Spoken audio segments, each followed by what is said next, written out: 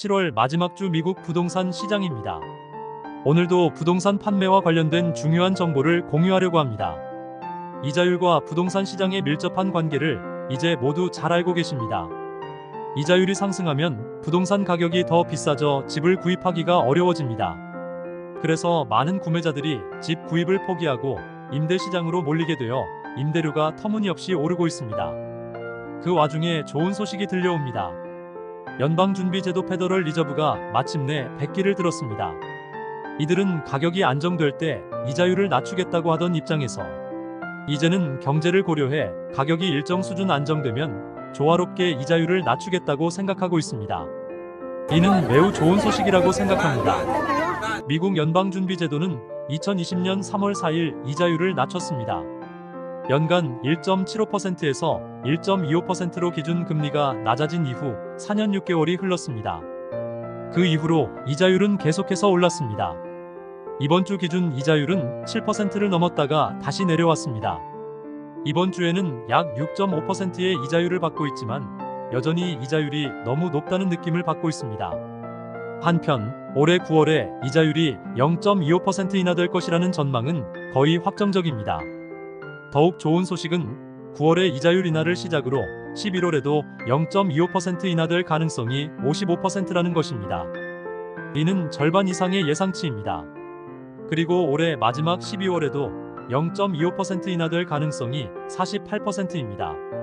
모든 것이 예상대로 진행된다면 우리가 꿈꾸는 5%대 초반의 이자율이 내년 봄에는 눈앞에 다가올 것입니다. 이렇게 이자율이 5%대 중반이나 초반으로 내려가면 현재 이자율이 7%를 넘는 높은 이자율로 주택을 구입한 주택 소유자들은 재용자를 통해 좋은 이자율로 바꿀 수 있게 되고, 집을 구입하지 못하고 임대시장으로 돌아섰던 대부분의 구매자들은 다시 집을 사기 위해 뛰어들 것입니다. 이렇게 줄어들었던 바이어 시장이 다시 활성화되고 높은 이자율로 인해 집을 팔지 못했던 주택 소유자들이 다시 집을 시장에 내놓으면서 공급 부족으로 고통받았던 부동산 시장은 점차 활기를 되찾기 시작할 것입니다. 다행히도 부동산 가격 하락에 대한 걱정은 필요 없습니다. 매물수가 수요를 충족하지 못할 수준이 아니기 때문입니다.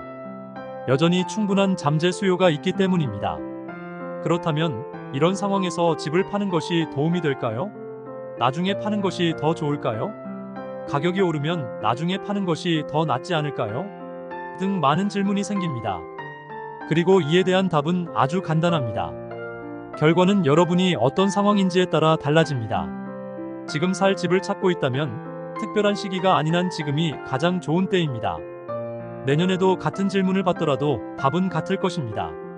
지금이 가장 좋은 때입니다. 그렇다면 집을 팔고 다른 집으로 이사하고 싶다면 어떨까요? 먼저 큰 집으로 이사하든 작은 집으로 이사하든 현재 대출이 얼마인지, 집을 구입할 때 다운 페이먼트가 얼마인지, 얼마나 오래 살 계획인지, 어디에 사는지 등 상황에 따라 정답은 달라질 것입니다. 표면상 상황이 비슷해 보여도 아주 작은 차이로 인해 답이 완전히 반대일 수 있습니다. 오늘은 여기까지입니다. 지금까지 워싱턴 지역의 한인 부동산을 책임지고 있는 일 잘하는 부동산 1등 부동산 뉴스타 부동산이었습니다. 오늘도 승리하는 하루 되시기 바랍니다. 감사합니다.